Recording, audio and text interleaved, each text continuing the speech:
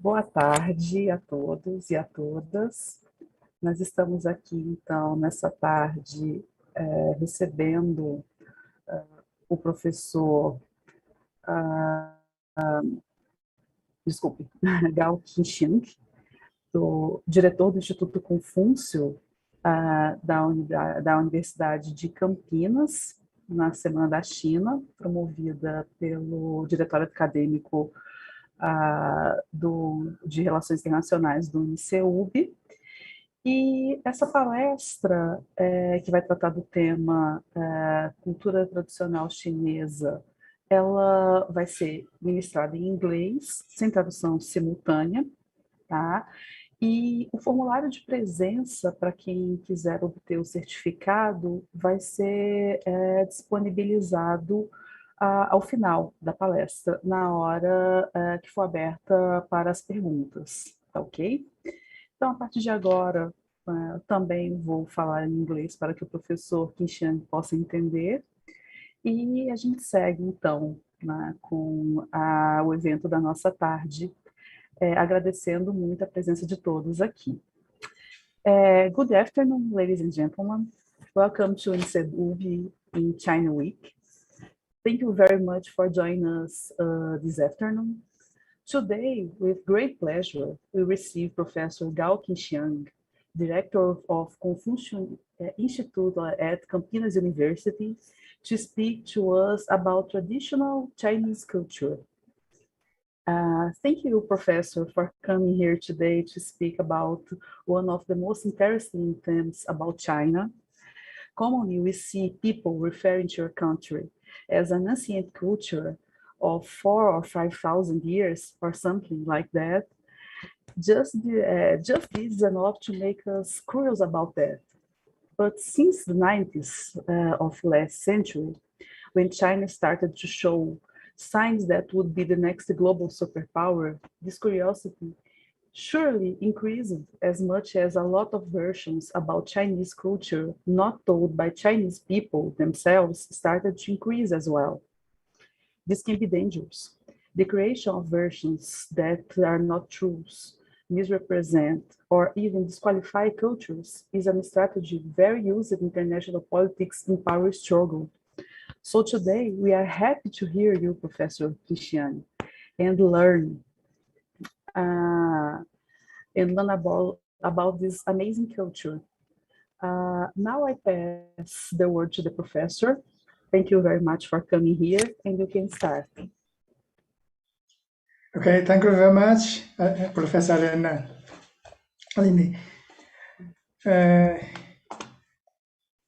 Senhoras, senhores, boa tarde. Hello, everybody.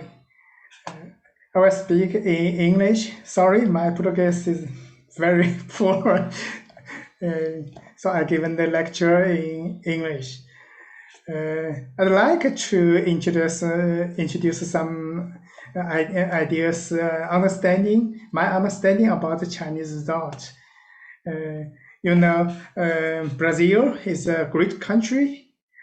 China also is a great country. Even these two countries, should I say, one is located in the south part of the Earth, and China is located in north part, and one east, one west. It's really far distance between two countries, but because the globalization, because rapid development of science, technologies, everything,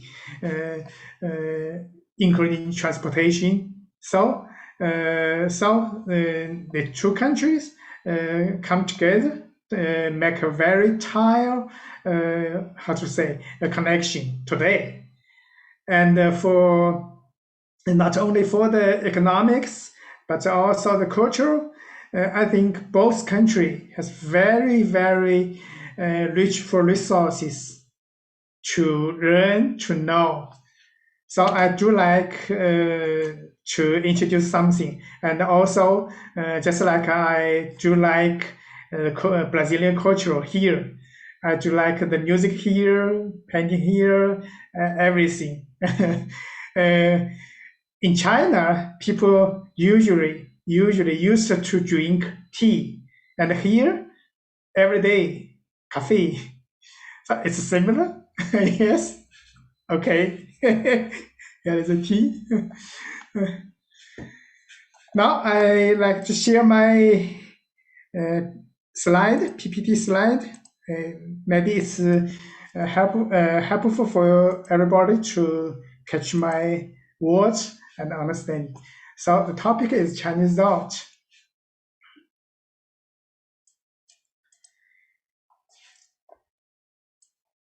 I think you are very familiar with those photos. Yeah, they are most influential thinkers all over the world. Among them, of course, there is Confúcio and Laozi from China. Talk about Chinese thought or Chinese ideology. As Professor Aline said, China has many thousands years of history. So China has been under influence of holistic system of thoughts, which is largely composed of Confucianism, Taoism, as well as Buddhism.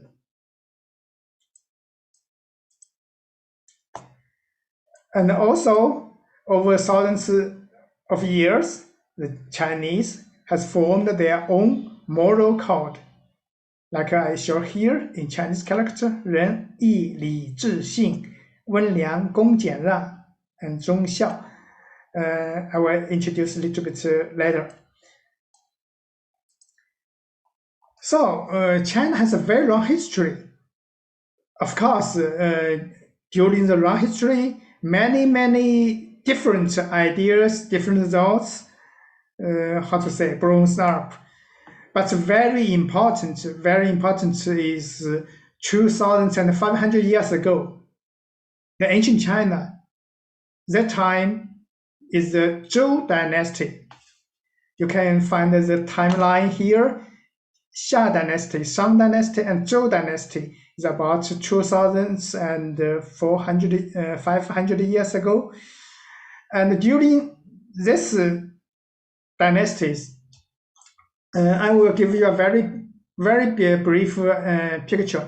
Xia, Shang, Zhou is a very initial dynasty, ancient dynasty, not like the modern country today, modern eras, but it's a very very bigger we say dynasty, but with very it's a very loose connection between different regions. So that's we only can say the initial dynasty is not the real dynasty, as we familiar. It's a very loose connection. Zhou dynasty is is a very typical traditional Chinese ancient dynasty, because during Zhou dynasty, whole China linked together, communication together, and developed together. But still, it's not a very centralized dynasty. And among this period, actually very famous period is spring and autumn period. Why we call it spring and autumn period? Because there is some documents, recording the history events. Then, in the ancient years, the people only have the conception about the seasons. Spring comes, summer comes, autumn comes, not so accuracy like a calendar today. So the documents named spring and autumn. So this period, we call it spring and autumn period. And follow it is the warring states.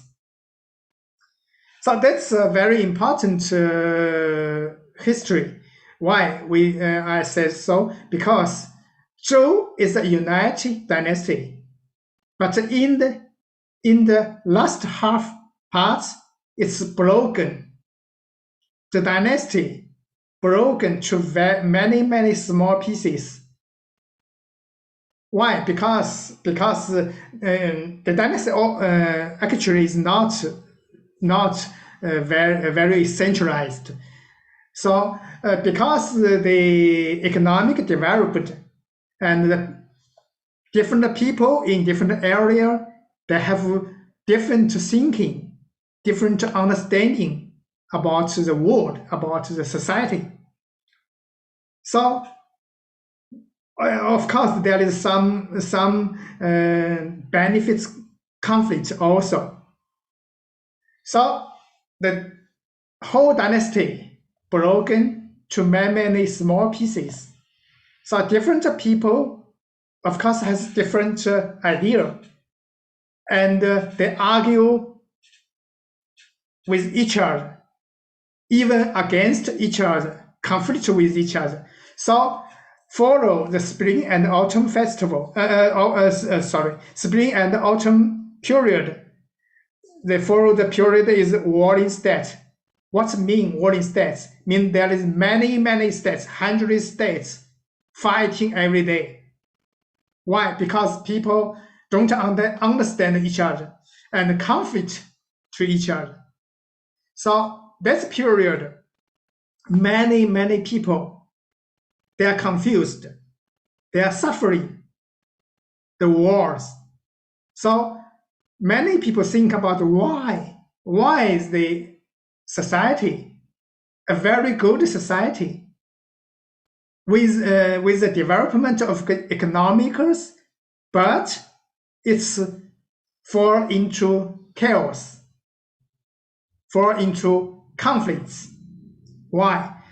So this period in Chinese history, we should say is a very tough period, history period, but it makes people to think about why. So during this period, Chinese thought, should say, just like a spring garden. Many new ideas, new thoughts burst, brings to people, and actually formed very important ideology for the following 2,000 years of China. So that's why I emphasize the Zhou dynasty, the spring and autumn period, and what is that? Okay. So during this period, there were various schools. During spring and autumn and the warring states period, there was a great upsurge of intelligent activities. Today we know very well like Laozi, Confúcio, Mencius, Shunzi, Mozi, etc. Actually, they are the great person lived in that period. So it's so important for Chinese traditional culture. So the very famous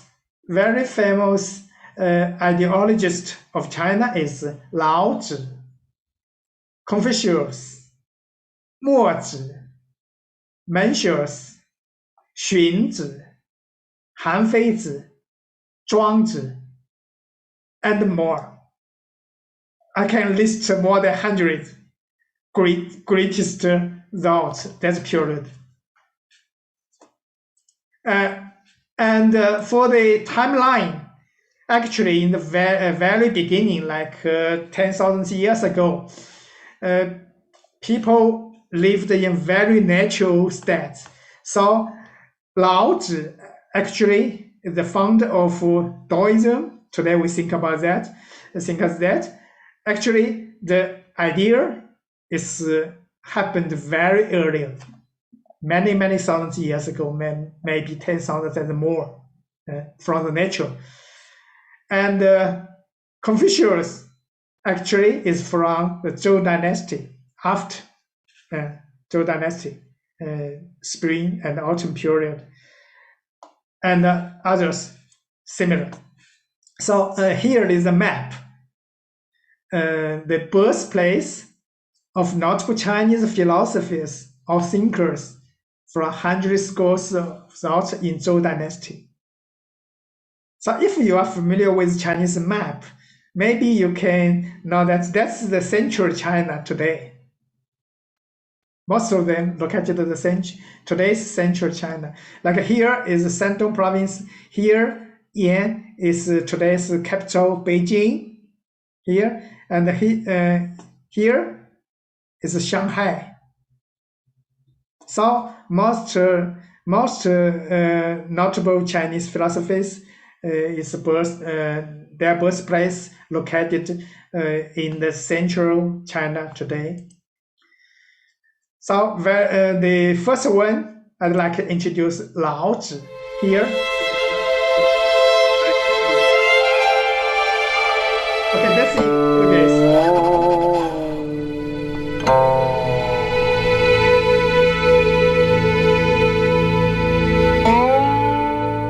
老子，老子。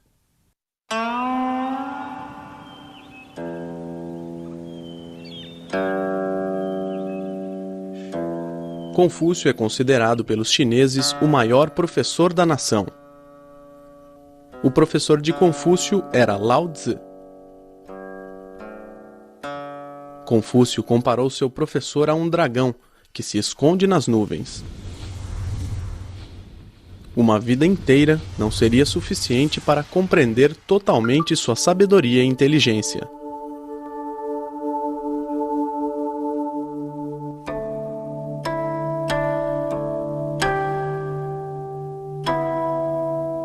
Dois 2.500 anos depois, em toda a literatura chinesa, as obras de Lao Tzu são as que mais têm traduções para línguas estrangeiras.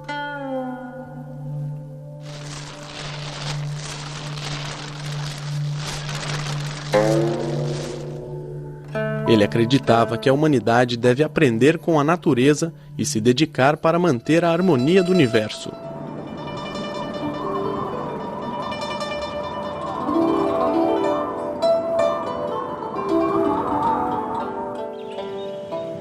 Na beira de um riacho, Lao Tzu disse a Confúcio que um sábio deve ser como a água, que nutre todas as coisas e seres no planeta e nunca tenta tirar vantagem.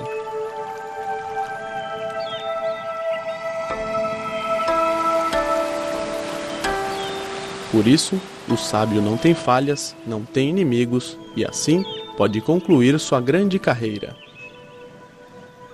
Na China, Lao Tzu é considerado o mestre entre os mestres.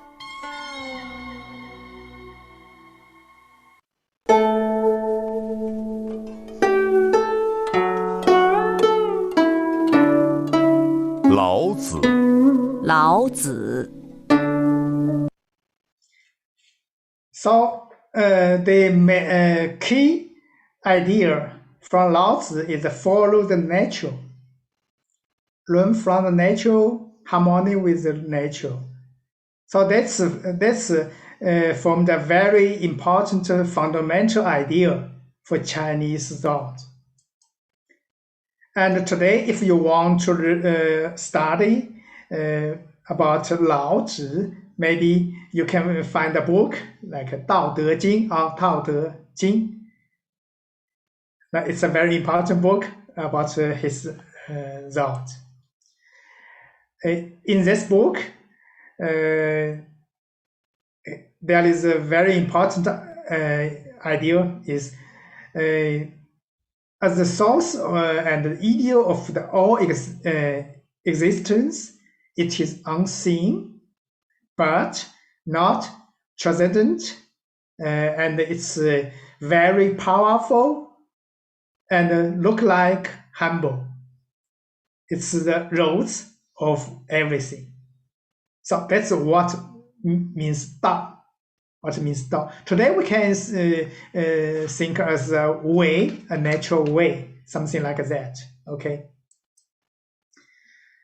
Another very important person is Confucius.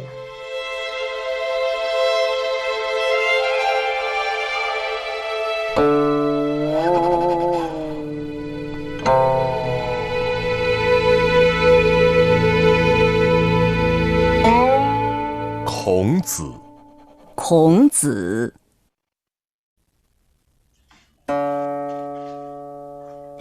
Na história, Confúcio é o personagem que mais influenciou a cultura chinesa. Confúcio nasceu em 511 a.C., numa família pobre. Ele viajava a muitos lugares para estudar com professores renomados. Mais tarde, criou o pensamento confucionista. A escola de Confúcio dá importância ao treinamento pessoal e destaca o estabelecimento de uma relação harmoniosa entre as pessoas. Deve-se respeitar os mais velhos e tratar os amigos com sinceridade e honestidade. Os governantes devem se dedicar à felicidade do seu povo. Confúcio foi também um grande professor. Pensava que toda pessoa tinha o direito de receber boa educação. Confúcio viajava por todos os reinos, desejando que seu pensamento fosse utilizado para administrar o país. Embora tenha falhado, nunca abandonou seu sonho.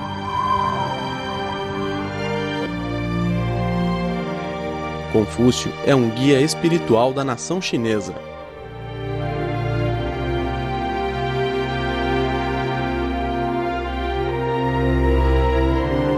Por mais de 2000 anos, seu pensamento tem influenciado a China e até o mundo, tornando-se um símbolo da cultura oriental.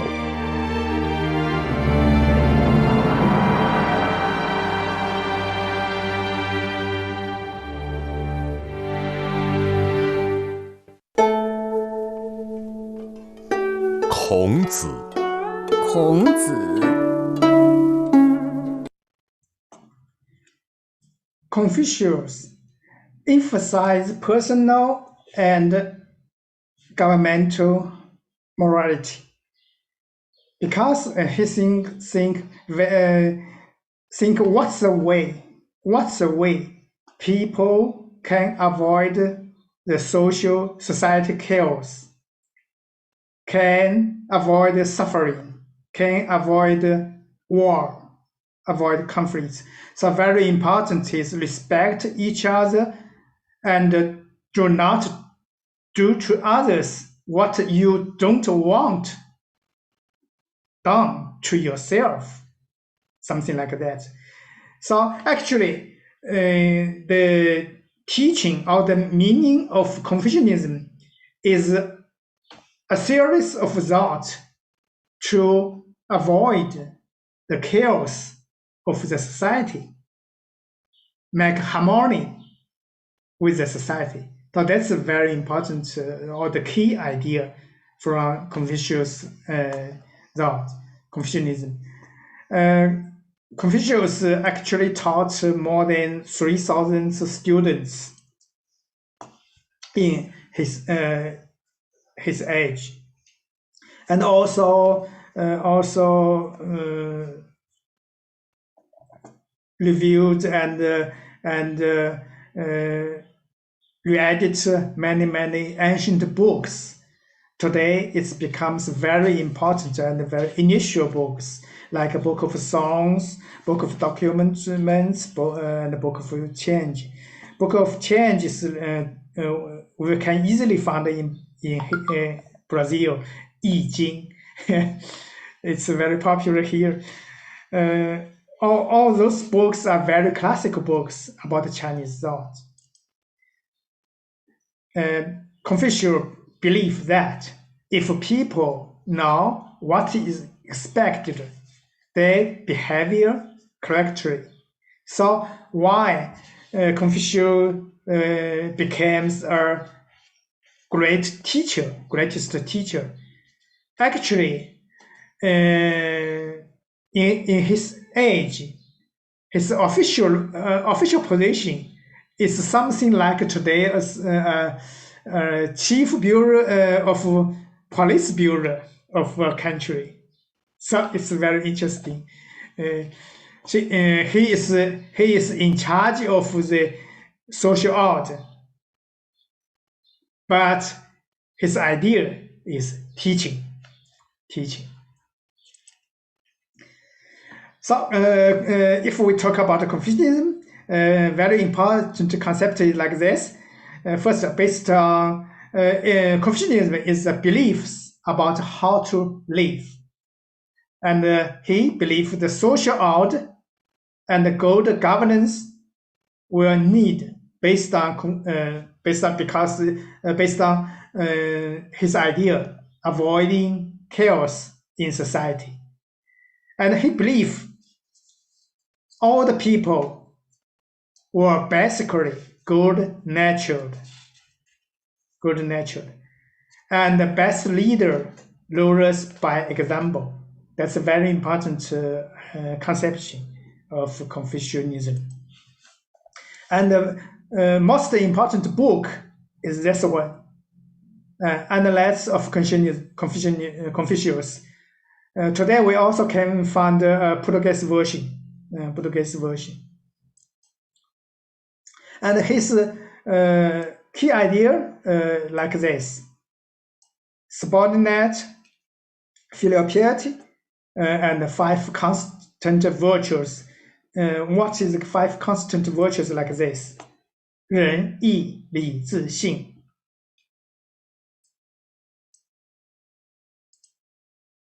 That's here is the Confucius temple and the family mansion and a cemetery of Confucius. Today we can visit. It's located in Shandong province, China.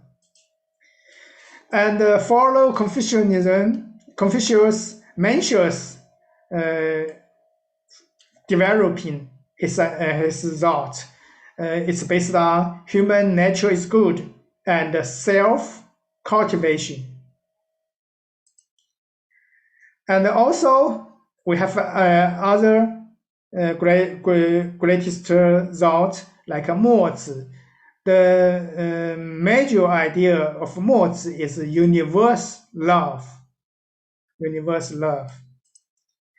And Han Feizi actually is the founder of legalism. Means a society must operation under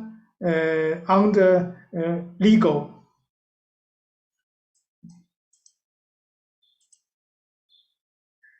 Legalism is a philosophy of Han Feizi. It's concerned with how to maintain social order.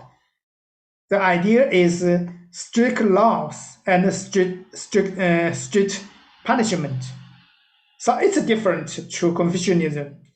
But today, actually, in the falling dynasties, legalism step by step merged with Confucianism together as a whole system of Confucianism in the falling dynasties.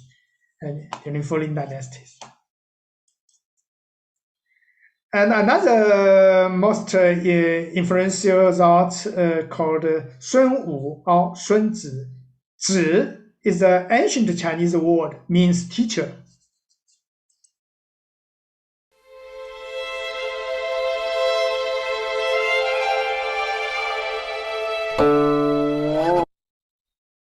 Oh, sorry.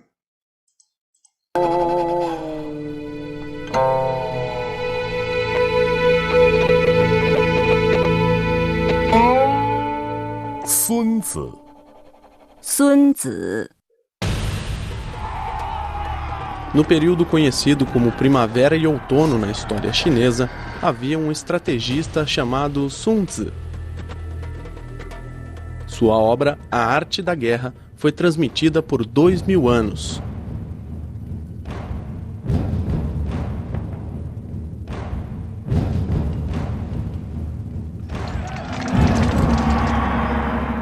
O pensamento de Sun Tzu indica que a vitória em uma guerra depende da economia e estratégia do país.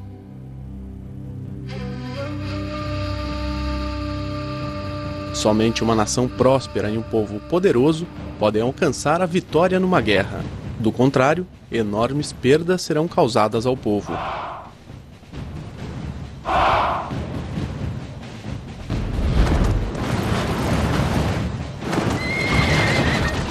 O ponto essencial da vitória de guerra é saber informações dos inimigos em todos os tempos e lugares.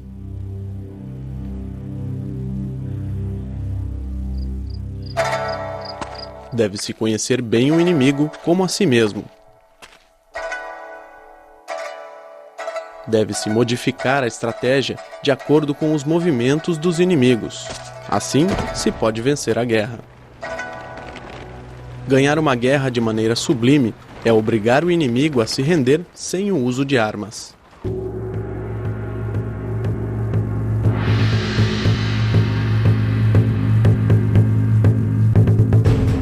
Hoje em dia, o pensamento de Sun Tzu também nos recorda que a paz é a meta comum da humanidade.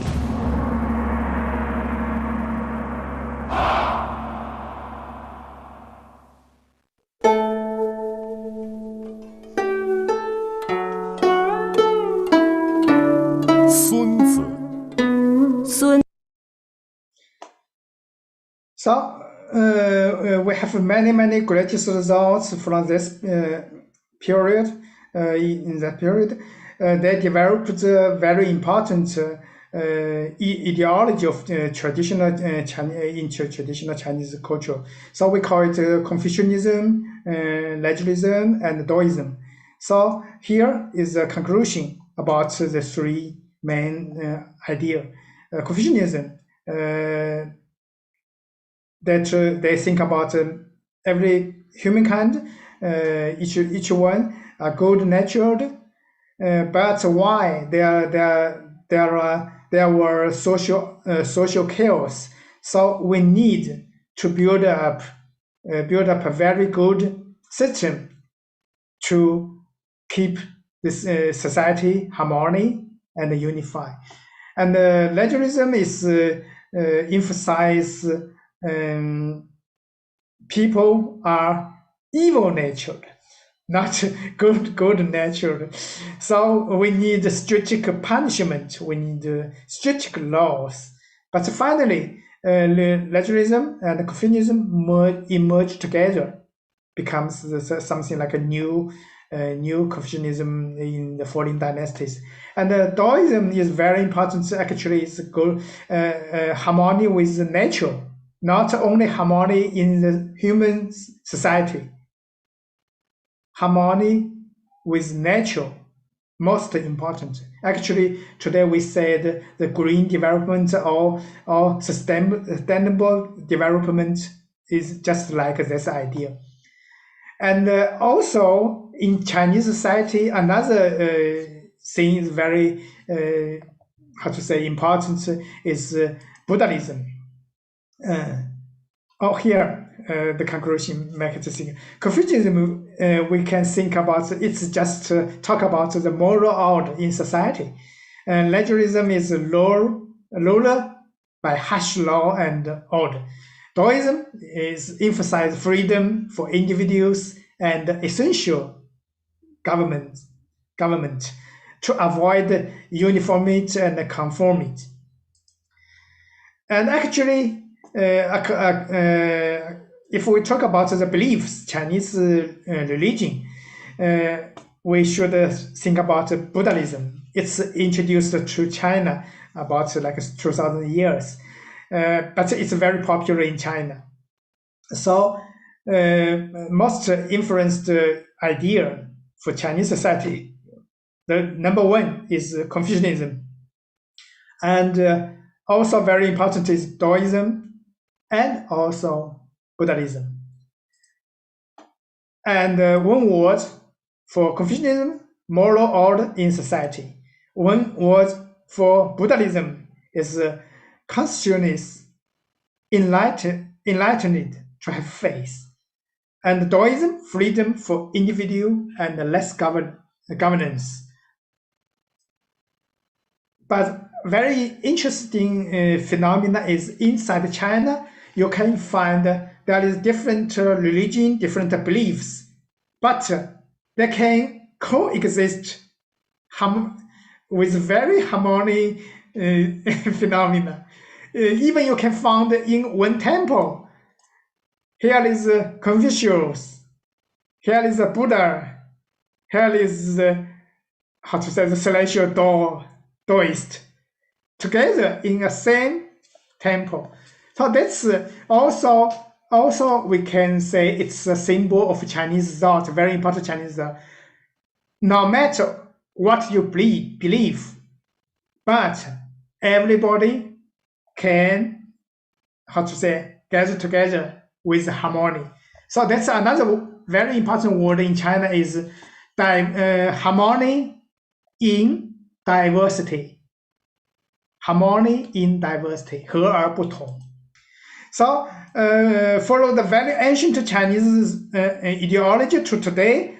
I list some sentences here. It's just like a history of Chinese man thought.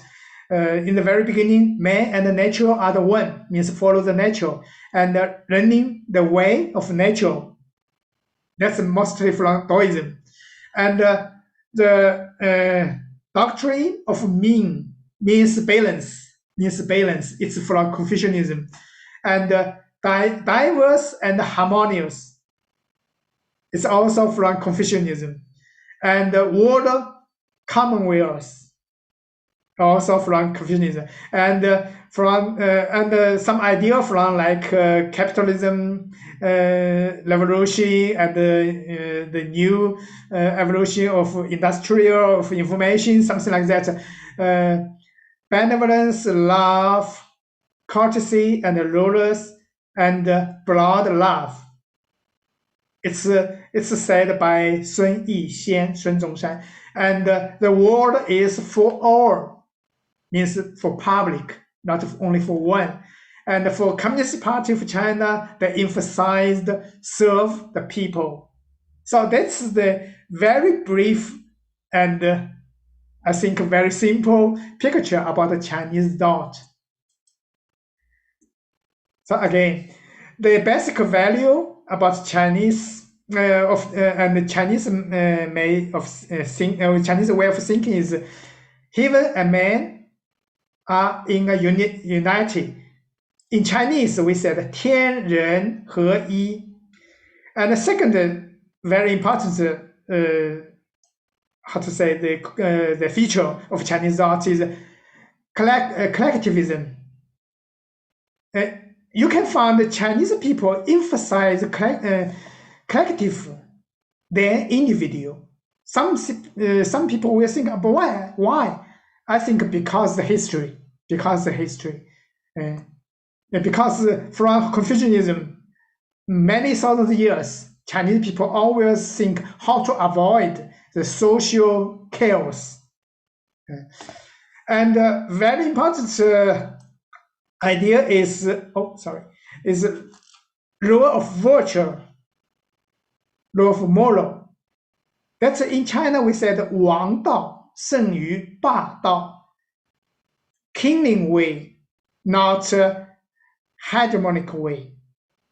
Means not by military power, but by truth, by harmony, something like that. So that's a very important Chinese traditional ideology.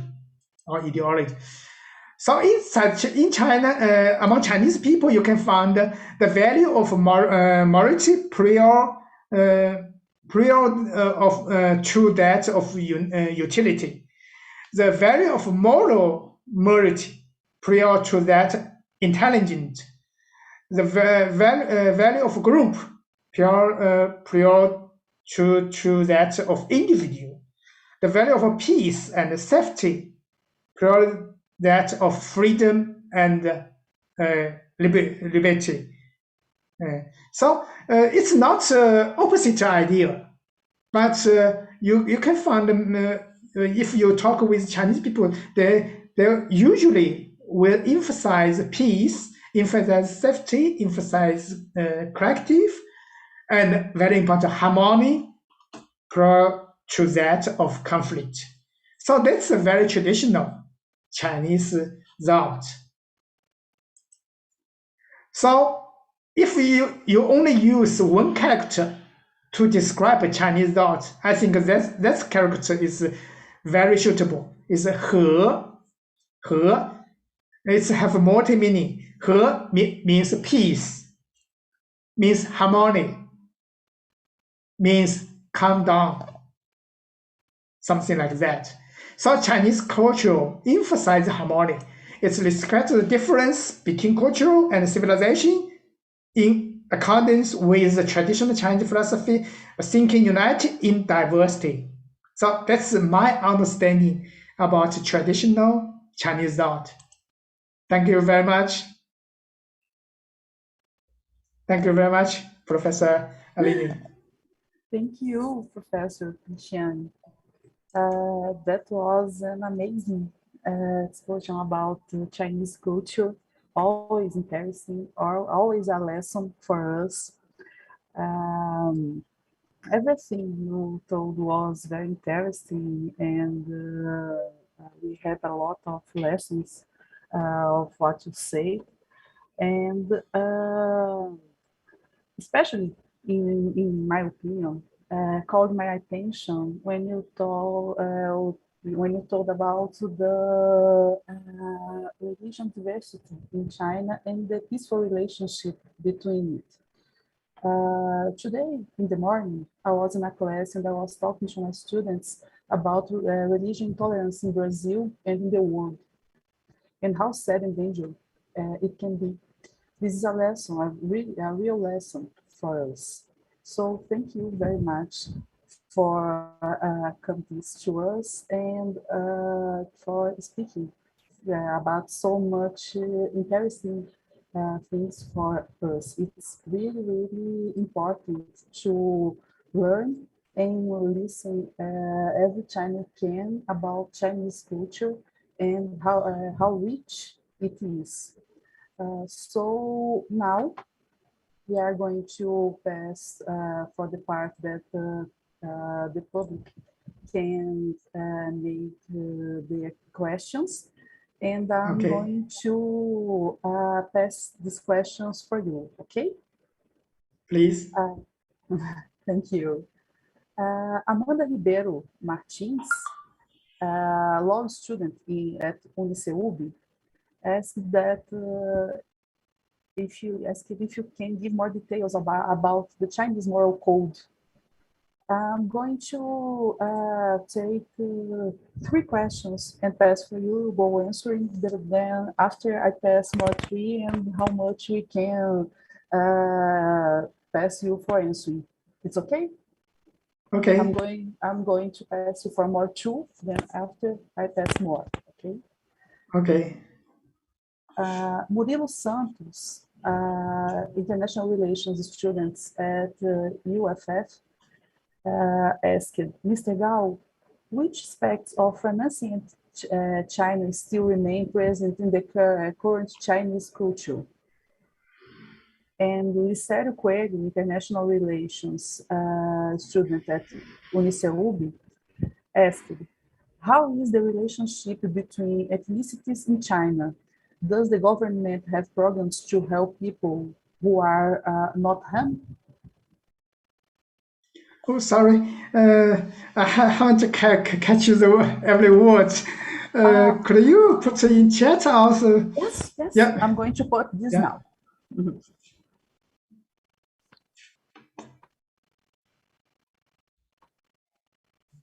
One minute.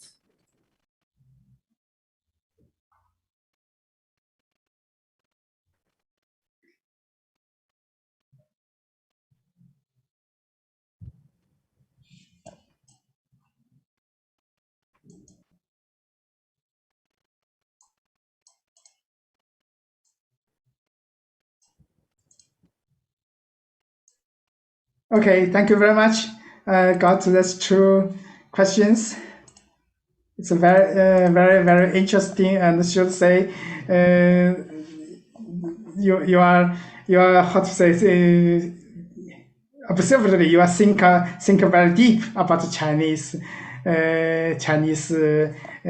thought or Chinese idea. Okay, so for the first said, which aspect of ancient China still remain present in current Chinese culture? Yeah, I think if we very briefly, of course, the Taoism and Confucianism. That's very initial ancient Chinese thought, and it's deeply influenced China for 1,000 years still today. For example, I said Taoism emphasized follow nature, learn from nature, and harmony with nature. Yeah, you know, after the opening door to the world, I mean China, opening door to the world since 40 years, more than 40 years ago, the economic developed very rapid.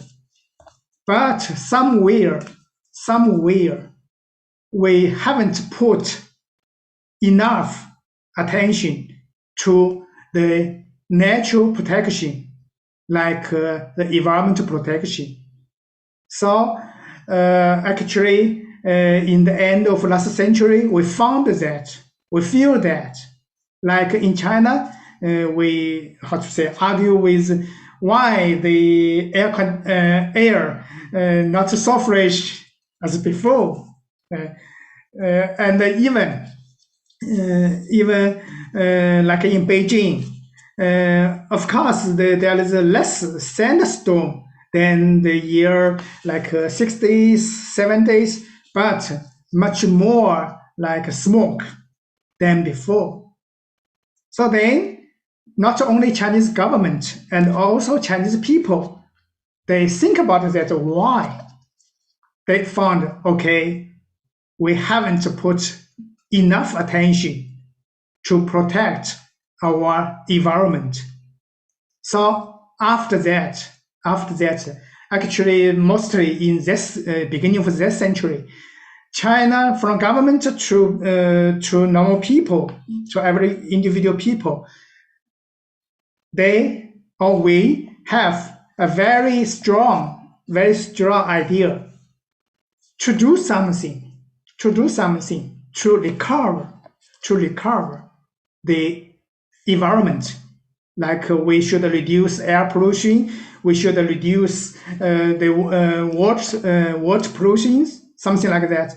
And actually, we have many efforts, not only individual idea, like we needed to save electricity, save water, not only that, but from the government side also they appointment that a mayor meanwhile is a chief or a responsible person of a river. All the environment surrounding in the area. So means from concept and to the real operation and administration and the governance, Chinese people something like wake up. Why they can wake up? Of course, the effect, and also very important, the very traditional Chinese thought from Taoism and Confucianism, something like that. So, if very briefly, what aspect? I think the whole, not only several aspects, the whole Confucianism, whole Taoism is continued by modern Chinese. but not how to say just write down the same words, but with contemporary idea, with modern method. That's for the first question. I don't know if you satisfied the answer or you have some detail. Maybe you can how to say contact with me, use email or something like that. That for furthermore discussion. Okay, that's my brief answer about the first question. And the second question, how the relationship between between ethnicities in China, and does the government has a program to help people who are not Han? Yes, of course. China is consists of 56 ethnic groups, including Han. And firstly, I'd like to a little bit explain even about Han. Actually, it consists of many different kind of people lived in different places. But you know, because China is a very long history civilization, so when China, I mean the Republic, People's Republic of China, want to how to define how many ethnic groups we have.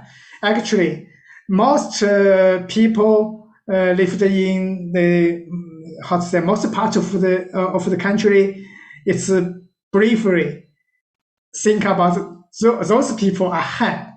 Actually, inside Han, there is many different dialects, different customs, and different lifestyles.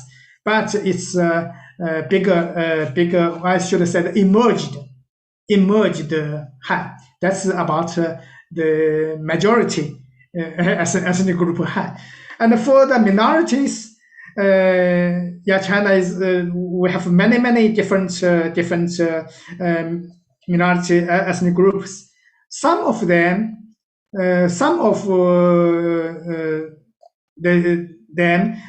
lived in a very relatively good how to say environment. So it's there is no any difference between Han and those people. So actually, most part of China, Han people and other ethnic groups live together with a daily life without any difference. But we have some policies it's benefit for minority ethnic groups for the social operation before, like the chance to go to school and the different policies in some like local area development. So and we found a very interesting phenomenon. Some of my friends, their family consists of Han people and other people. They live together. So some of them they would like, because in China it's a freedom. You can choose your children. What's their ethnic groups. So usually they will choose their minority ethnic groups because there is some how to say policy. There is some benefits for some area, and for the very important autonomy region of minority groups, like in Tibetan, in Xinjiang, in Inner Mongolia, and Guangxi, minorities. We have a very important system called the autonomy system. Means regional government is actually dominated by minority people, majority, and have some very important autonomy policies from the central government. That's the one. And another one, very important, another aspect very important is like in Tibetan. You know, Tibetan is how to say, very high land. Yeah, actually we call it the top loaf of the world. So the natural system there is different, totally different to most part of China.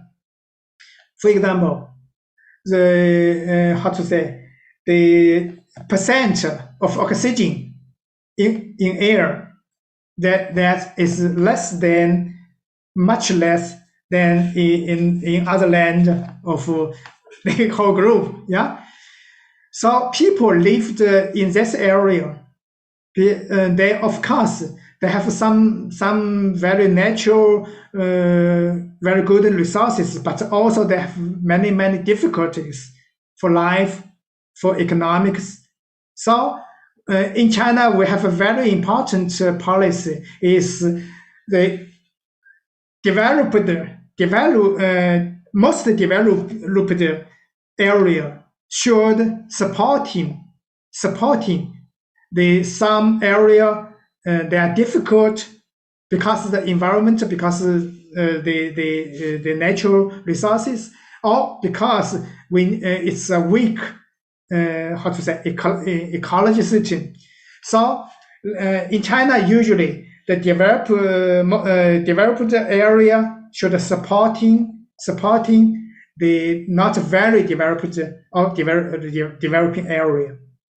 So every year, some local governments from East Coast, province governments, cities, they will make a budget to supporting the waste part, most generally the waste part of China, to developing their economy, developing the cultural, developing everything they need. Actually, there are many policies. And if you're interested in that, you can looking for some website of Chinese social organization or Chinese government website. There is many documentary materials there on that. So generally, some minorities live in the places maybe with weak ecology system. So the other places, the people living in other places, they support the people living in those parts like that. Yeah, that's what I don't know if satisfied your question. So if you have further doubts, you can continue. Okay. Thank you very much. Okay, thank you, Professor. So I'm going to ask you three questions. Okay. Yes, please. Just a minute, so you can read it too. The next is from just a minute, Giovanna Piva, Yes. international relations student from Federal University of Uberlândia. Can you please recommend some classic books that reflect Chinese culture? The other one is from Luana de Souza, international relations student from CEUB. Hello, Professor. I'd like to know if there's a chance that we can know more about China before the Xia dynasty through documents. And the next is from Heloísa Teles, law student at UNICEUB. The videos about Confúcio and other characters found on YouTube. Okay, thank you very much. Thank you, Professor Aline. Yeah, Joanna, Viva, you asked could recommend some classical books. Should say yes, but maybe I don't know. I don't know if you are studying on Chinese culture or just want to read some brief book. But if you study on that, maybe I need I need to change my video setting.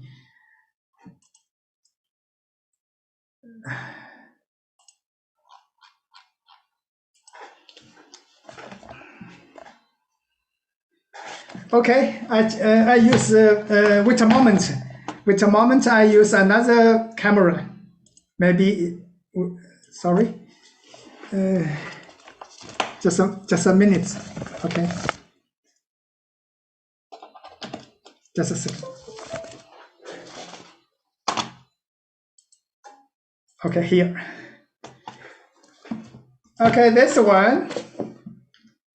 Can you? Also, Analectos, that's Confúcio. It's the most important book of Confucianism. And it's in Portuguese. It's in Portuguese. I think you can find that it's published by Editorial Unesp. Editorial Unesp. That's one. It's a very classical book, but should I say you need time. It's not easy. It's a very big book. Another one. That's the one. 道德经. Also in Portuguese.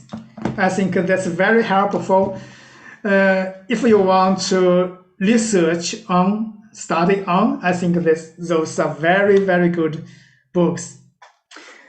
And if you like literature, wait a moment. Let me see where. Oh yeah. Recently, Editora UNICAMP, we published a book.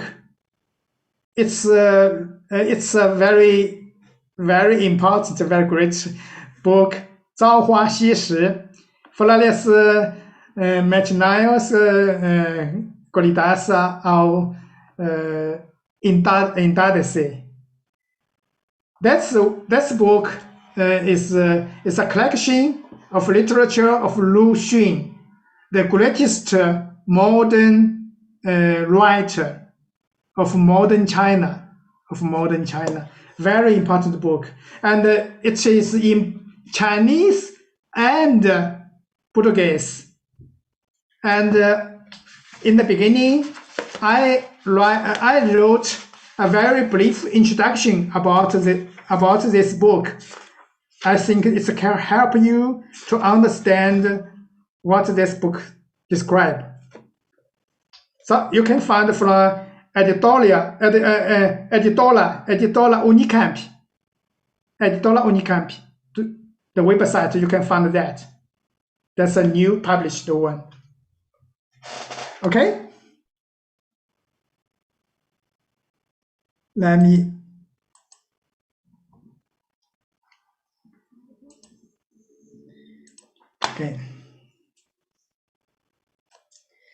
Okay, that's the first question for Giovanna.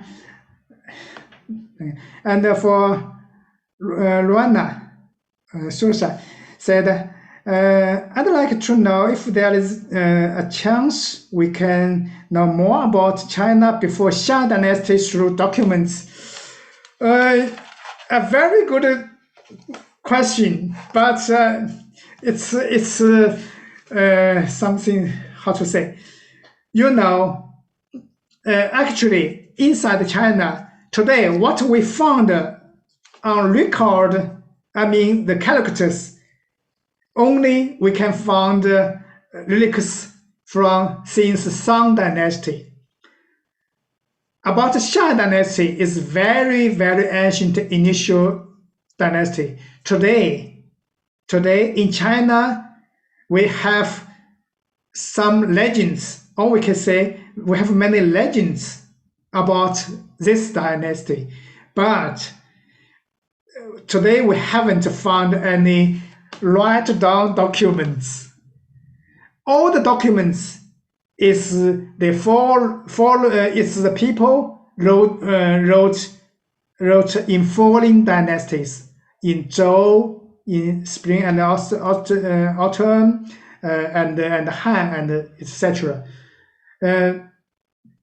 Till now, we haven't found any, but we found many relics pieces, not in character. Many pieces. We can and also we can find some documents wrote in falling dynasty, not in Shah dynasty. Because today we still haven't explored some evidence write down about the Shah dynasty. So if you read Chinese books, also we only can read some like how to say legends, many legends, and very few documents, but you can read some like a Chinese history, some like textbook in university. They will how to say recording down some like research materials there. It's a very good question, but it's a great challenger for us. We still haven't found. For my what I know. And the third question, Eloisa, yeah, from CEUB. The videos about Confúcio or other characters found. Maybe but I haven't searched from YouTube. I collected some from China for that. They published that, but I haven't the accuracy message about that, because the video in my PPT is some video material from China. But maybe I haven't searched from YouTube. But maybe we can try search.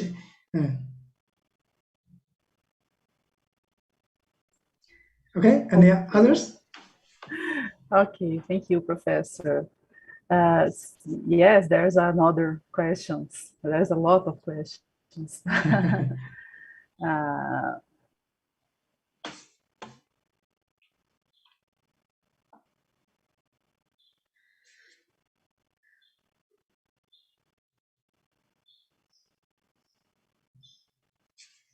Wow, love.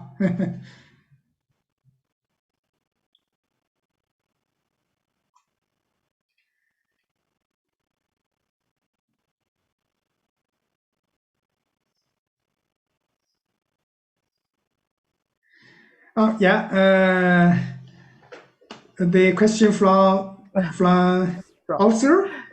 Arthur Ramalho, International Relations, students at UNICEUB. Professor Gao, what are the main difficulties Chinese society face nowadays within the globalized world we are living? And there's another from Breno Lima, International Relations, student at UNICEUB too. How Confucianism was introduced into Chinese politics? And I'm going to ask you one more.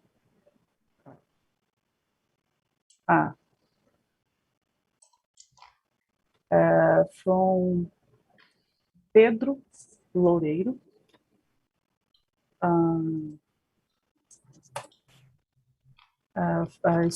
history student at UEL. Professor Gao, how did Chinese contact with the West in the 19th century affect the belief in harmony and aversion to chaos? That's it. Okay, thank you very much. Yeah, very interesting question, and thank you very much. As you're very, I think you not only just how to say catch some words, but you think about that detailedly. So thank you very much. They're very good questions. Very good questions. So one by one. First, from Romalio.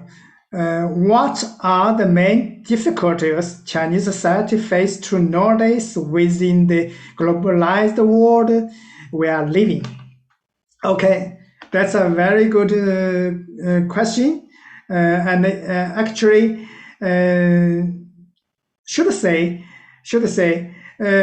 from Qing Dynasty, means 1 century, 100 years ago, 100 or 200 years ago. Actually, China is keeping the style like ancient dynasty, continue the dynasty from Song, Ming, etc. But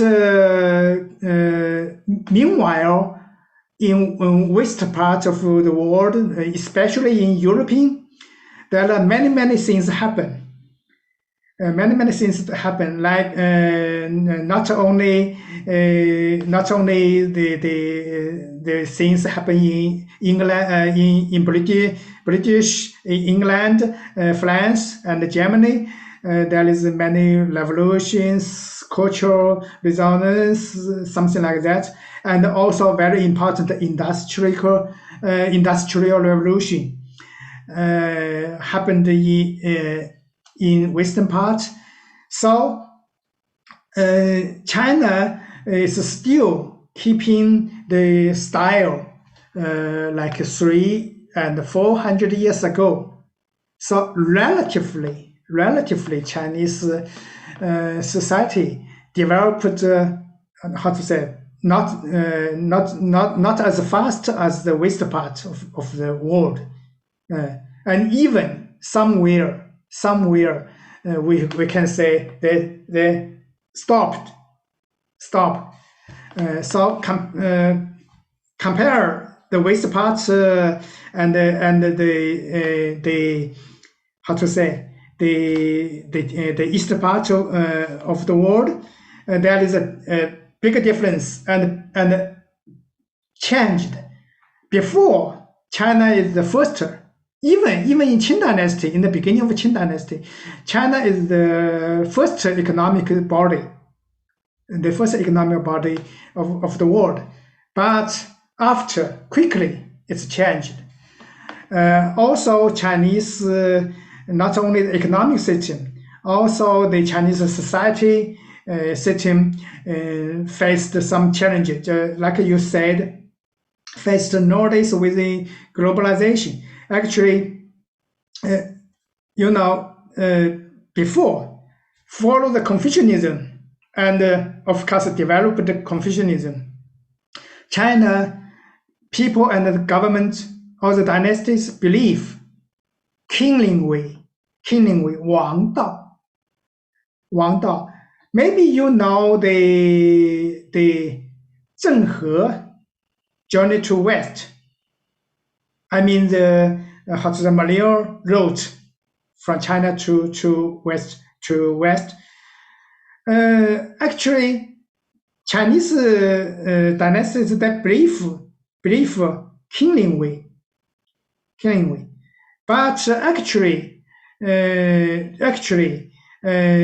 the recent 2 centuries, power seems a little bit or somewhere much important than thought. So we should say China faced many difficulties. First difficulty, economic development. Western country, especially European country, developed so fast, but China stopped. That's one challenge or one difficulty. Another challenge, actually, the whole world is dominated by Western idea or Western thought.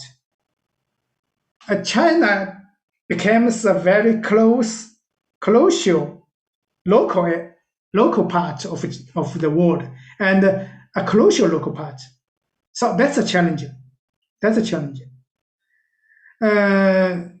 Some of Chinese people said we must learn from Western part for science, for economics, for industrial, yes. But there is many confused idea because through 2000 or more than 2000 years, Chinese people think they found a way to avoid social chaos.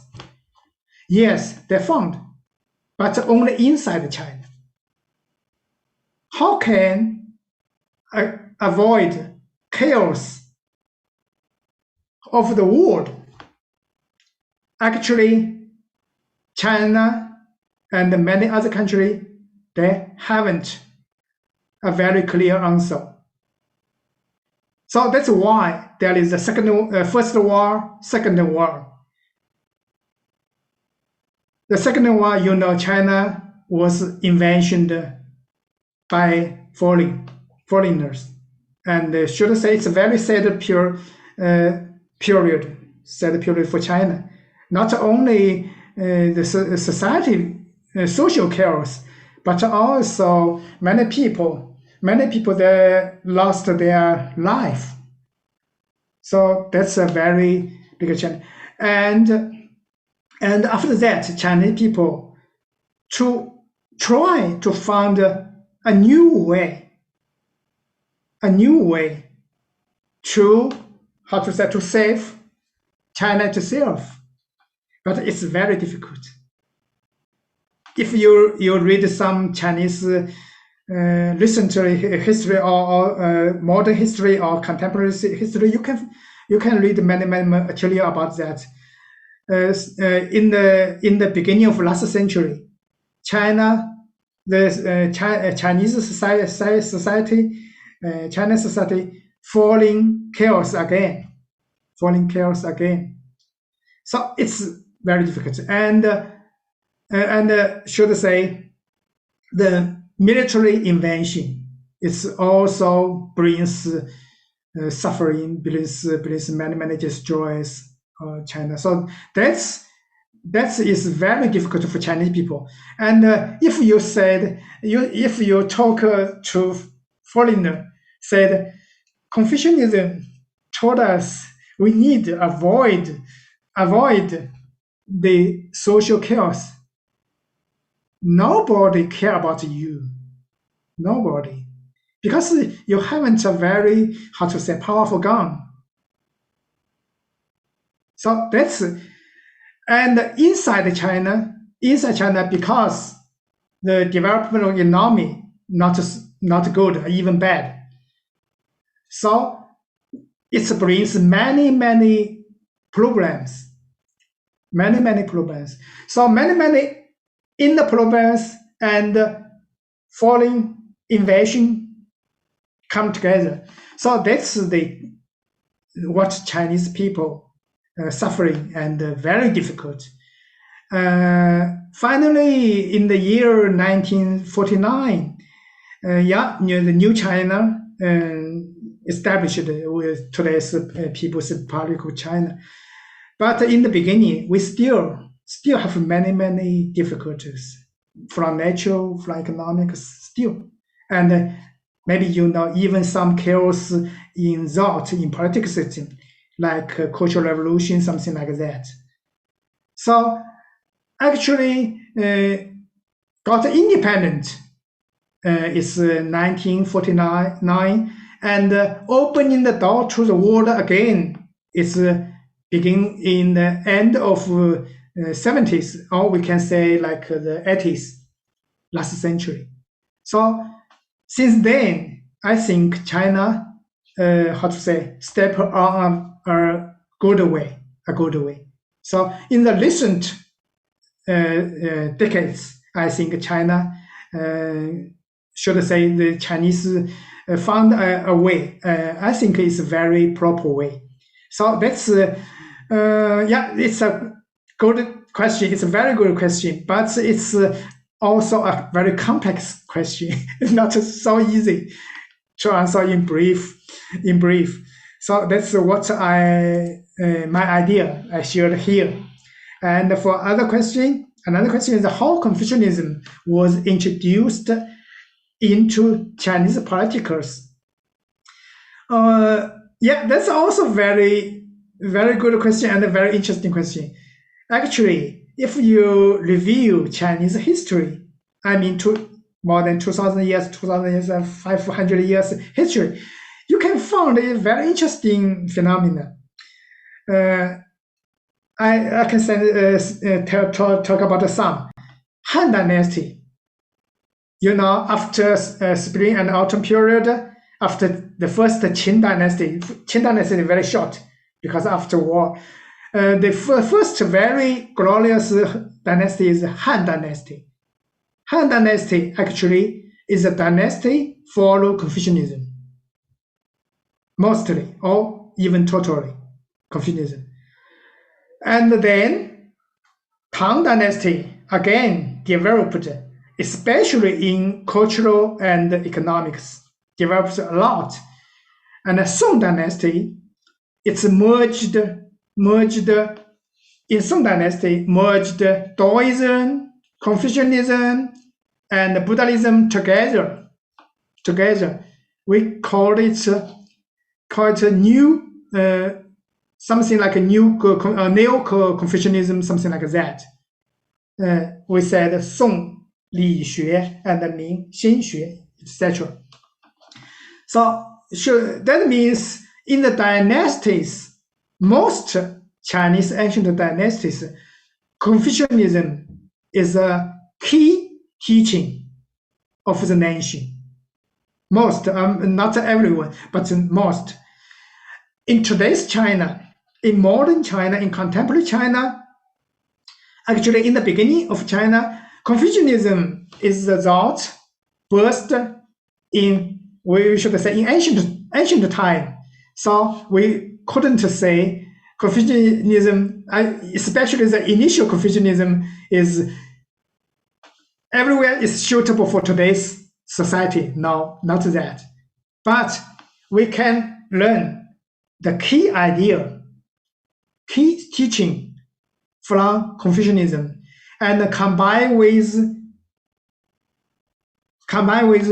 the new civilization achievement, science, technologies, new thought, like from Western Europe, from whole the world, because especially recent 2 centuries, many new thought, new idea bring to us all the world. So Chinese people actually they combine Confucianism and other teaching together. Like we learn modern universities from Germany, Russia, and after 80s, mostly learn from United States and develop our new our university system. So if we talk about contemporary Chinese thought, it's something like influenced by Confucianism, by other Chinese philosophy like Taoism, and by many new serious new ideas come from whole the world, not only one world, one country or one aspect. That's so And a very interesting thing is, in recent 20 years, Confucianism reached a very high position in Chinese society. In China, compare 40 years, 50 years ago, compared to 40 years or 50 years ago. Today, more and more people, I mean Chinese people, they do like to learn Confucianism again. And also in Chinese universities, modern university, many professors and students, they will select some research aspect for Confucianism. But of course, today's China, Confucianism is only one of the, how to say, considered part, not all.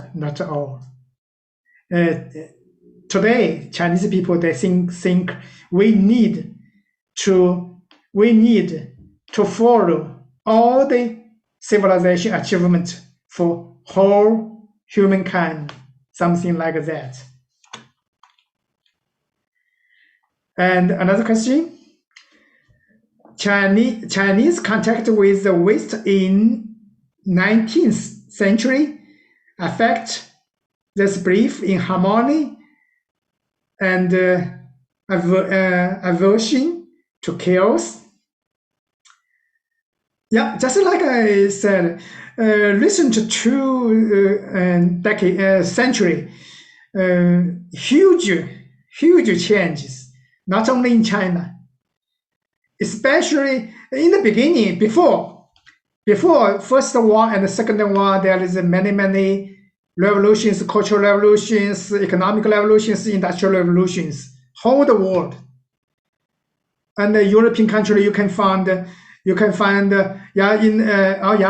if we talk about Brazil actually has a very long history, but modern Brazil, maybe we should talk about Portugal arrived Brazil in like 16th century, yeah.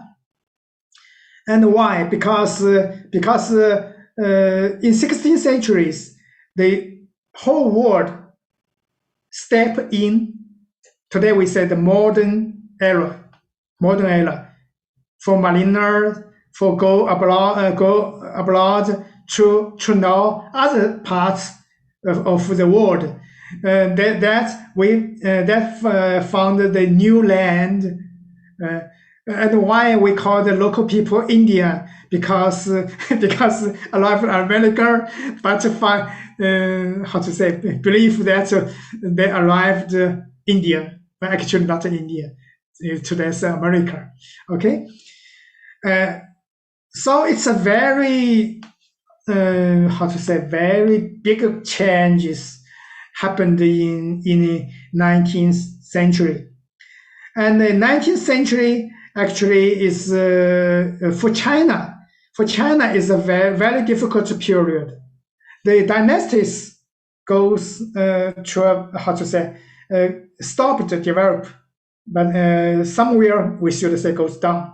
But the whole world developed so quick. So not only economics, but the ideas, but the thoughts. It's bring us many new ideas, but also brings some chaos, something like that. Okay, thank you. The time is too tight. Okay. We're so sorry, but no problem, because as I found they asked a very good question, but of course it's very complex questions. we could stay here for hours and hours, but unfortunately, now our time is over. There are more questions, but it will not be possible to answer. We're sorry for that. This is because it was so interesting that we always want to know more and more. But Professor Qinxiang, you and the Institute Confúcio crew are always welcome in UNICEUB. Thank you, Professor, Thank for you very much. teaching so much in this lecture. We would like to, in this opportunity, invite you and all the public here today and who will watch this recorded video after to participate in International Relations Week on October 25 to 29. This will be the 20th edition. It's a celebration for us, for me especially, that followed since the first edition as a student. I feel very proud of today. My students organized this event with some discussions about the new look of Brazilian foreign policy for Latin America. Now I have to tell some messages that DAREL asked me to the public, and vou falar em português para ficar mais fácil. Sorry. O primeiro recado, gente, é sobre ainda, né, a Semana da China, uma parceria da Embaixada da China no Brasil com o DAREL. Eles pedem, então, para anunciar o concurso de vídeos curtos falando sobre a China, como parte da primeira Semana da China. Para participar do concurso, você precisa, primeiro, fazer um vídeo de 30 a 45 segundos falando sobre o que aprendeu durante os eventos e suas percepções sobre a China, antes e depois de assistir os eventos. Enviar o vídeo para o DAREL, no Instagram ou pelo e-mail, da.ri.ceub@gmail.com. Terceiro, postar os vídeos no stories das suas redes sociais e marcar a Embaixada da China, @Embaixada da China, e o DAREL, @DAREL_UNICEUB. E, por último, marcar 2 pessoas para participar do post do concurso no Instagram. Mais informações, gente, acessem o Instagram do DAREL, e vocês obtêm um pouco mais a esse respeito. O segundo e último recado é, então, um pouco mais sobre a 20ª Semana de Relações Internacionais, que vai acontecer, então, né, como foi dito, entre os dias 25 e 29 de outubro. Nós já temos alguns palestrantes confirmados, né, um luxo isso, gente. Nós temos, o tema vai ser, né, o novo olhar da política externa brasileira para a América Latina. Nós já temos, então, confirmados como palestrantes o embaixador Celso Amorim, que é ex-ministro das Relações Exteriores, né? Isso é um luxo, gente, poder receber ex-ministros de Relações Exteriores aqui numa Semana de Relações Internacionais. A professora doutora Elisa de Souza Ribeiro Qinxiang, professora super querida também, né, que já foi nossa professora, doutora em Ciências Sociais pela UNB. Ela vai falar sobre o Mercosul e integração regional, perspectivas diante do acordo com a União Europeia. O professor Augusto Teixeira Júnior, professor da UFPB e pesquisador do Centro de Estudos Estratégicos do Exército, que vai falar sobre defesa e segurança na América Latina. Professor Virgílio Viana, presidente da Fundação Amazônia Sustentável, que vai falar sobre proteção do meio ambiente e desenvolvimento econômico na América Latina.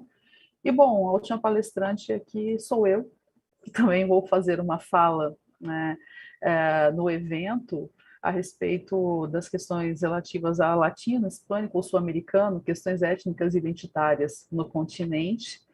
E, bom, temos mais, né, mas aqui a gente já tem uma indicação do quanto esse evento vai ser interessante, né, e realmente digno de uma comemoração. Então, né, fazendo agora realmente a finalização dessa tarde tão interessante, né, desse evento que está trazendo uma diversidade de temas importantes sobre a China, né, eu gostaria de agradecer a todos os participantes. I would like to thank you all, the participants, for joining us at this afternoon, and another time for Professor Qinxiang. Thank you very much for being here. And we'll need to stop now, but I would like to stay here for a long time. But now is the end. Thank you very much.